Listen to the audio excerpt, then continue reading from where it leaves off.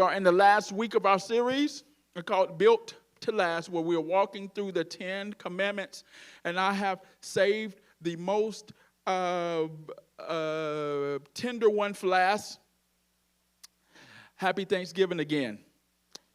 We are a church that really follows God's word and teach from the Bible. And so the 10 commandments are still effective today. It is still a thing happening today, and it's rules and it's bylaws that we should live by that affects our relationship with God and our relationship with each others.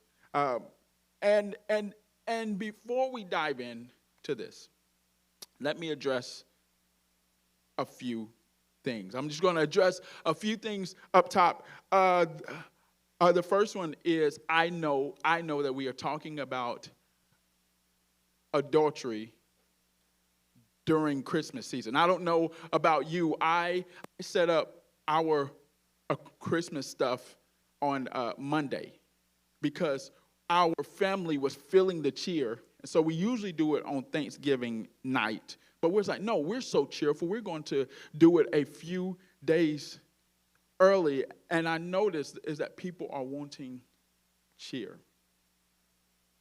And this message helps that. And so I do apologize up front. Secondly, this message is for everybody, married, single, divorced, looking. If you're looking, come find me. I love to hook people up. And thirdly, you didn't come on the wrong Sunday. And if you're new here, and if you brought somebody who's like, oh my gosh, we're talking about adultery when I brought you to church. You did not come on the wrong Sunday. I promise. And lastly, there may be some people in this room that have like broken this, right? That has broken this a commandment. And this is what I want to tell you. Is that grace abounds. That the grace of God's grace is God's unearned, conditional, special kindness. Grace is God moving towards us as we attempt to move away from Him. He loves you not because you are good, but because He is good. And it's not contingent upon your action. Listen, God saves, He forgives, and He restores all that is broken. And you do not have to earn it. And so those are the upfront things that I want to share. And so let's happily dive in, all right? Verse 14 says, is that you shall not commit adultery. This is the only commandment that talks about marriage. Is the only one. And why does God cares? Because God wants you to be blessed. He wants your family to be blessed. And He wants society to thrive. He wants a thriving society. God is not far from us saying, hey, man, it must be tough down there. No, He wants a thriving society. So He gives us lanes and boundaries, and so that we can experience His goodness, and so that you can be most healthy, and so that you can experience less trauma and thrive. And so God cares because He wants you blessed. He wants your family blessed, and He wants a thriving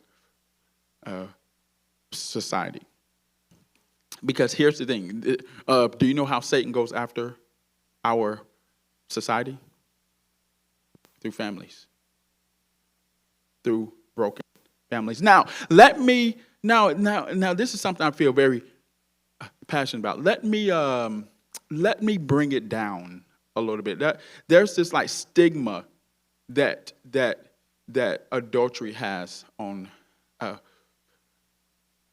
our culture, and that is because it hurts things, it breaks families, it breaks us.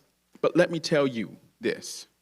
Let me just tell you, adultery is not far from you, and it's not far from me.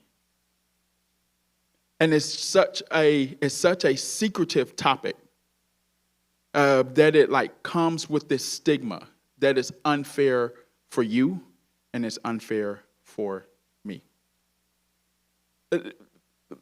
More than likely, if your parents in some way, shape, or form experienced it or fought it, then you will have to probably fight it too. It's not like everything else gets passed down except for this. The sins of our mothers and the sins of our fathers do get passed down to us.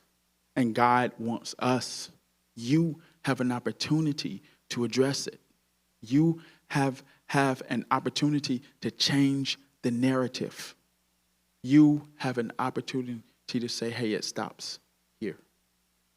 It's a real thing that needs to be talked about. And you need to have people to talk about it. You need to have that close friend or close circle friends that you can say the thing.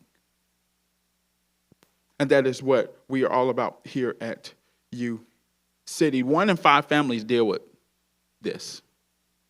1 in 5. And it's always a heart issue. It's always a heart issue, married or not. It is a heart issue. And it is because that we are always looking for something that we don't have. We're always looking for something that we don't have. I mean, that is our nature. That is human nature. You are not exempt from this. It may not be in this department. It may be in another. You are looking for something you don't have. I was hanging with Tiffany at God has blessed her with a new house. It's really nice. And so, yes, God is, praise God.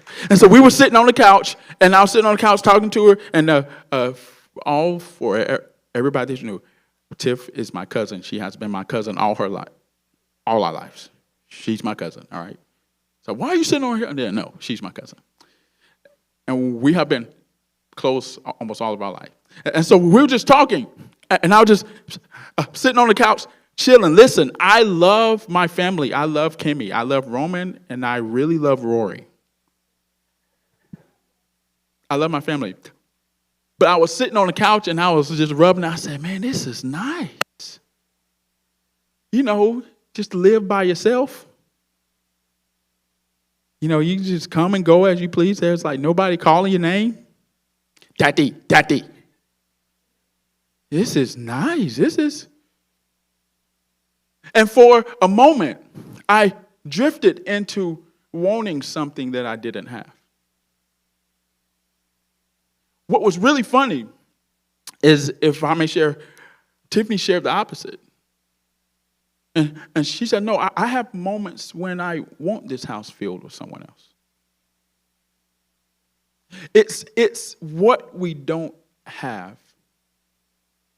is what we want. And that's fine. The goal is that we give that to God. And so it just stays there.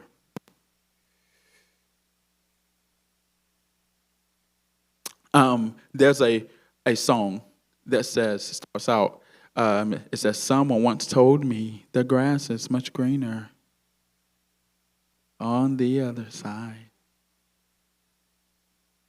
Was that Macy Gray?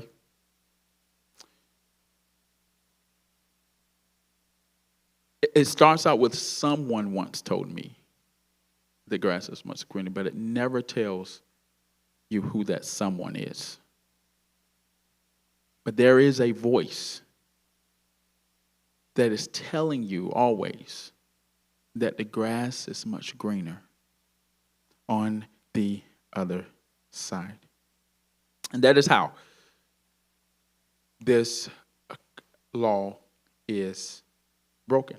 And so let's look at this word, adultery. Thou shalt not commit adultery. Also, this sweatsuit is really comfortable. So I'm just like, wow, just really comfortable up here. Okay, Hebrew. The Hebrew word for adultery literally means to commit adultery. I was like, no, there should be something deeper here. There should be something more wide. No, it literally speaks to just committing adultery. And if we go deeper, it's to break covenant, not just with your spouse, but with God. It all stems from the first one. Do not have any other God before me. Right? It says to break covenant, and the covenant is a promise to violate trust, an act that damages the relational bond, and to be unfaithful, stepping outside the boundaries of a committed relationship. Proverbs says this. It's not only a physical act. It's not only a physical act. It is a spiritual one too. This word is actually used in the same way that God speaks to idolatry, like breaking covenant. Proverbs 6:32 says, but a man or woman who commits adultery is a fool. Now, don't hear that as a shameful thing. It says why? It says he brings about his own destruction. Here's the deal. Adultery, destroys you. It destroys you personally. And it destroys your family, it could, and the generations after. And the generations after, and the trauma is passed down, but let me say, but God. And I'm going to say that a lot. But God. And so it says a person is a fool because it actually destroys yourself, right? It reminds me of a honeybee. When a honeybee stings you, its barbed stinger stays in you and it rips its abdomen out. And then the bee dies. There's a lesson in that. It's men, keep your stingers to yourself.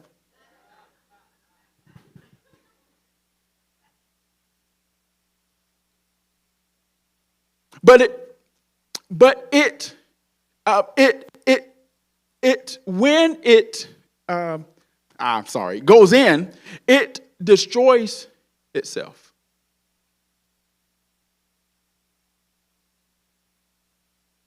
Y'all, I am immature. I'm very immature. Because I have jokes. I got more jokes than that. I'm very immature. If we talk about committing adultery, we have to talk about marriage. Can I do that for a second? Marriage is God's idea. It's not yours, and it's not mine. It may feel like your idea because it is placed in you by God. The nature of him is placed in you, so it feels like your idea, but it's God. But let me tell you, humans, if that wasn't placed in us, we wouldn't want it. I think of lions. Lions, especially male lions, go and try and mate with every female that they can, right? But the female also, have you ever seen a female lion ready to mate? It just backs that thing on up and looks back and say, I'm ready. It is in the nature of the animal. And it is also in the nature of us. Like humans, we long for intimacy. And we long of just to be as close to the person that we love as possible.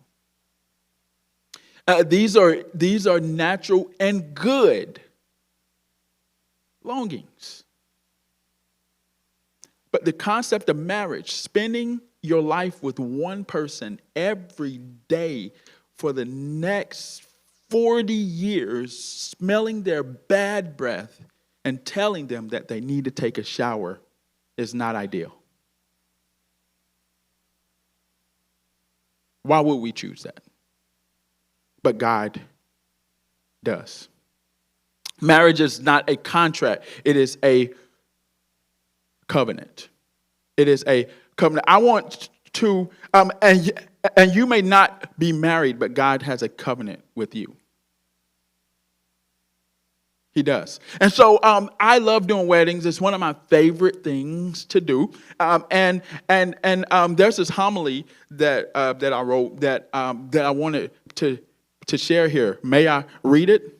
And it says this: a marriage covenant is not just a promise that two people make to each other. It is a promise that two people make to God.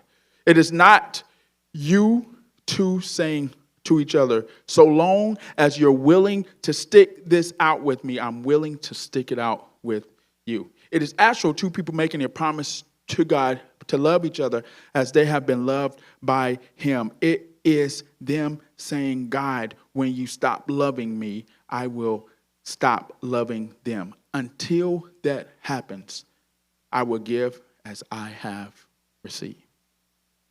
That is covenants. Emotions are good. God made them after all, but they don't last. There will come times of distress in your marriage and hardship.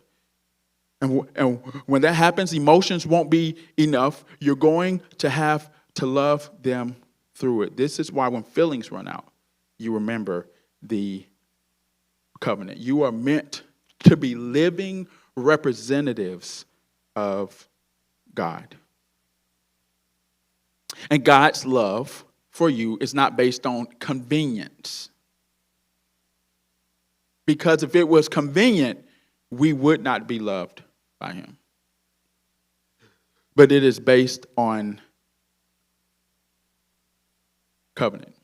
I just want to take a side walk for a second. Listen, for all of you who are married and all of you who are wanting to be married, again, if you're wanting to be married and you're single, come find me. We can make things happen. I know a few people. But let me tell you before you dive in to this fantasy world that you have of what marriage is hard. Oh, no. That's an understatement. Marriage is very, very hard. In fact, you go through like 4 phases of marriage. There's the honeymoon phase where everything is new. Oh, she's new. He's new. Oh, we got a puppy. That puppy's new. So we got a new house. Oh, the new house is new. And then you got new friends. Oh, my friend's new. New. Everything new. Everything new. And then when the honeymoon phase is just, runs out, you wake up one morning, not me, but you, and say, oh my gosh, I think I married the wrong person. And it's called the I married the wrong person phase. And all of a sudden, you see everything wrong with them. That's wrong. I disagree with that. We're not compatible. I'm done here. You just look at me and get on my nerves. I can't be with this person, right? That is phase 2. And I'm telling you, I'm normalizing this for you. It's fine. Don't panic. Don't panic. We're good. It is a part of life. It's something that you need to work through. And you want to change this person. Like Kimmy calls hot chocolate tea. What did I do that at? I want to change that. There's a big difference. One is good.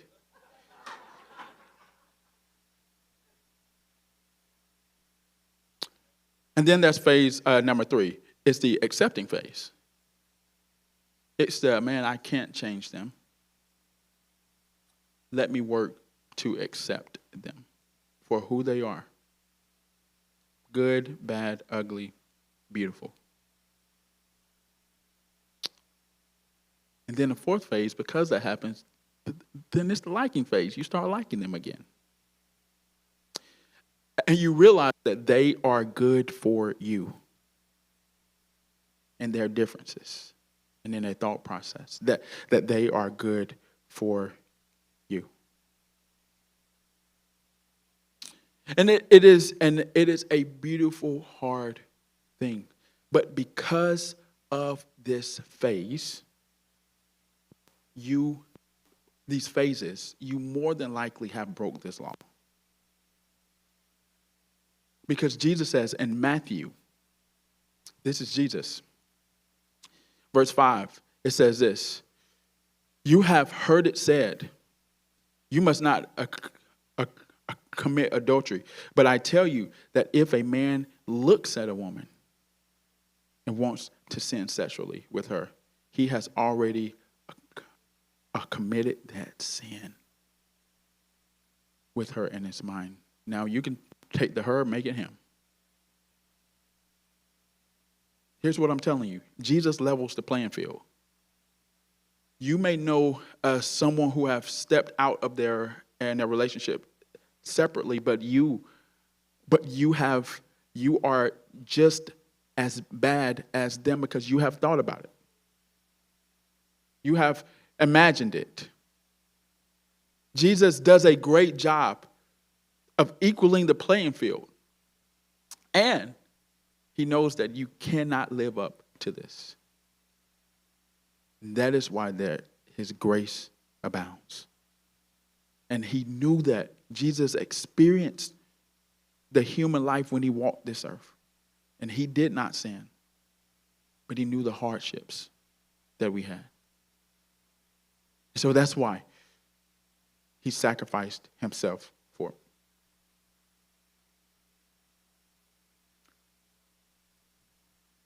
I love when Jesus levels the playing field. It says, if you have even thought, imagine this. You have committed adultery. And so let's be graceful with everyone and know that you do the same thing. The second thing that I want to talk about, we can get off marriage for a moment, but I want to speak just to maybe everyone in this room. I want to talk about us always wanting something we don't have. Us always wanting something we don't have. It is a heart issue. And that is why it is applicable to all of us. Ecclesiastes 1 says this, the eye is not satisfied with seeing, nor the ear filled with hearing. Isn't that wild? Aren't eyes to see and ears to hear? Isn't that their only function? This verse says, no, the eyes actually want just to do more than see. And ears want to do more than just hear. It's never enough. Our natural functions are not even enough to gratify us. Our nature is that we always want more. And so how do we address this issue? Well, Here's the first. We just experienced Thanksgiving. Happy Thanksgiving to everyone. And for some reason, 1 week of the year, maybe it's because it just all comes to a head.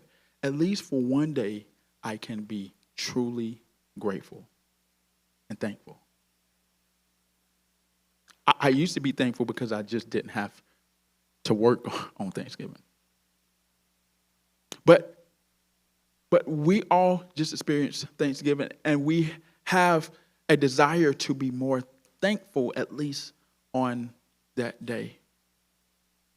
And this is how you addressed wanting more than you have, is that you are thankful.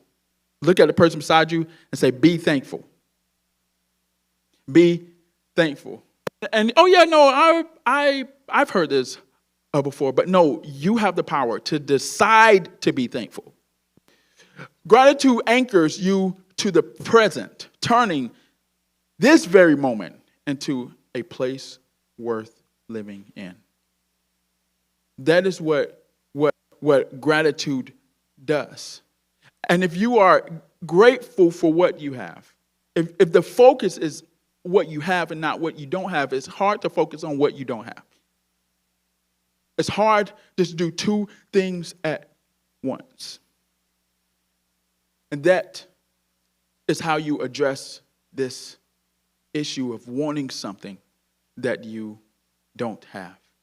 Is that you decide in every moment to be thankful. And when you forget, then you decide again. When you forget, then you decide again. And then you decide again.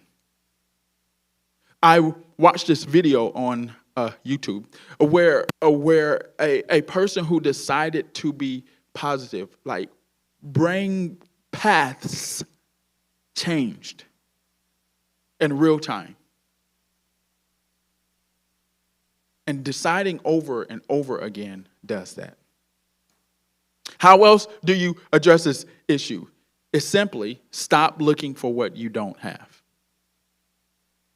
Here's the thing. We look for what we don't. We just don't stumble into it. We look for what we don't have. When your eyes stop wandering to what's absent, your heart wakes up to what is abundant.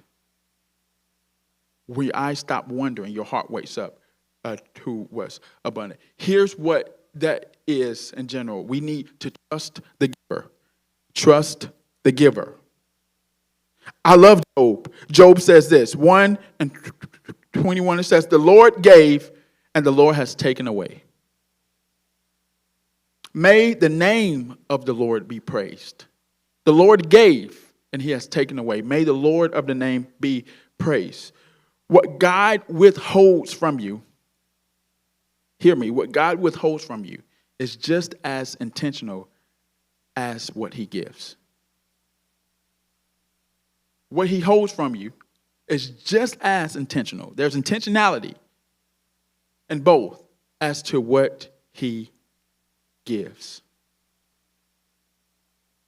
And so here is the hope. Second, Corinthians 12 says this. But he said, my grace is sufficient for you. For my power is made perfect in weakness. Therefore, I will boast all the more gladly about my weakness, so that Christ's power may rest on me. That is why, for Christ's sake, I delight in weakness, in insults, in hardships, in persecutions, and difficulties. For when I am weak, then I am strong. This is the hope. I'm telling you, it is not if you are tempted. It is when. And the Bible even says that he doesn't even guard us from temptations. They come. They will continue to come. And in that moment when you feel weak, God is strong. When you may have walked this journey of adultery, and your relationship feels weak, God is strong. When you just want something that you should not have, and you feel yourself just moving towards it, you can't help it. When you are weak, God is strong. In fact, that is just a modest way of saying it. He says, "For my power is made perfect in weakness." Have any of us experienced God's perfect power? I don't know if I have. I mean, perfect power is when you are weak. This is the hope, whether you have walked this journey or not, whether you want something that that is not good for you or not. When you are weak, all you have to do is go to God, because He is strong.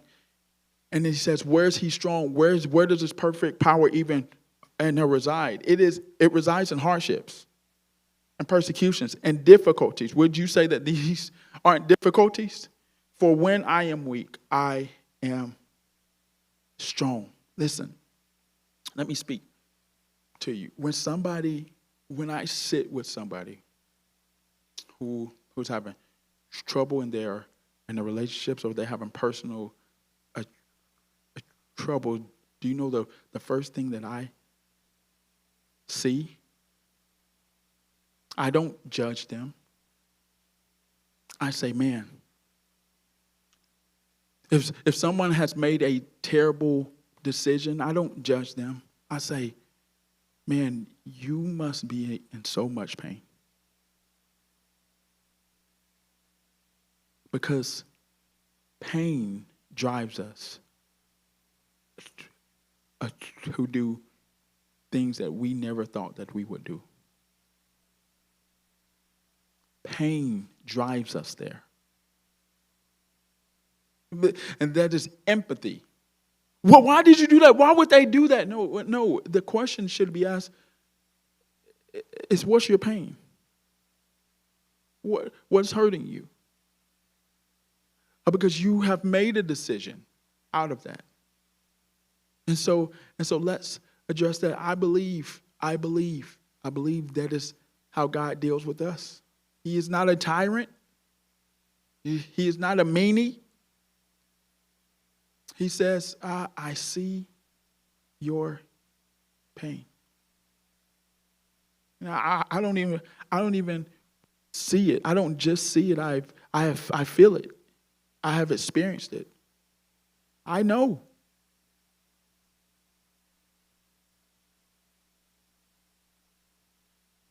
I know. God's perfect power brings what is dead to life. I may be speaking with someone in here that's hopeless in their marriage, hopeless in their personal life, hopeless in their relationship. It's dead. God's perfect power brings the dead back to life. God's perfect power doesn't just redeem partly, it redeems wholly. It restores completely. And it doesn't leave you where you are. It changes you from the inside out. Nothing in your story is beyond God's perfect power. Nothing in your story is beyond God's perfect power. Whenever Kimmy and I sit down with people to talk about marriage, like, we have one goal. We have one. Our goal is to make sure they leave our house doubting whether they should get married or not. Okay, that's a little too far. Almost, though. We share how hard it is. And that is the most loving thing we can do. Why? Because when it gets harder than you thought, you won't feel alone. When it gets harder than you thought. You won't feel alone. And that goes for those of us in here who are single. It's when life gets hard, when you get most lonely if you struggle, that when you want someone else there. Like God knows. And he does not want you to feel alone in it. It is, I'm just be honest, it is a lot of adultery.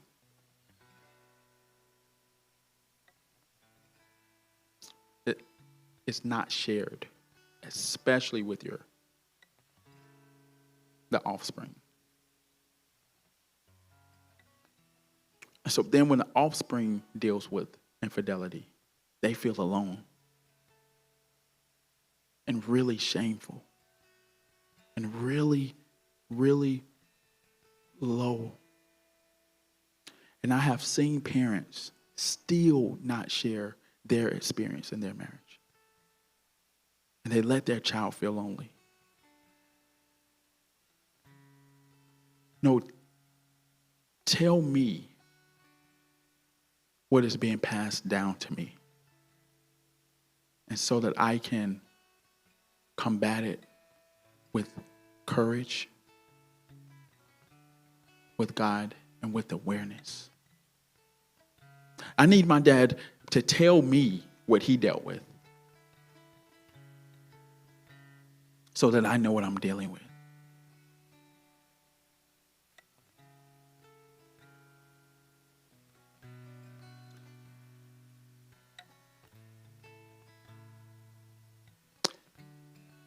So for those of us in this room who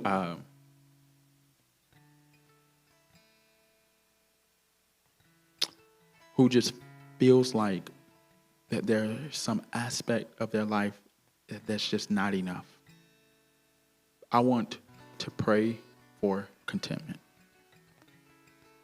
Whether it is in your marriage, in your relationship, and yourself, with your job, finances, relationships. That's what I want to pray for.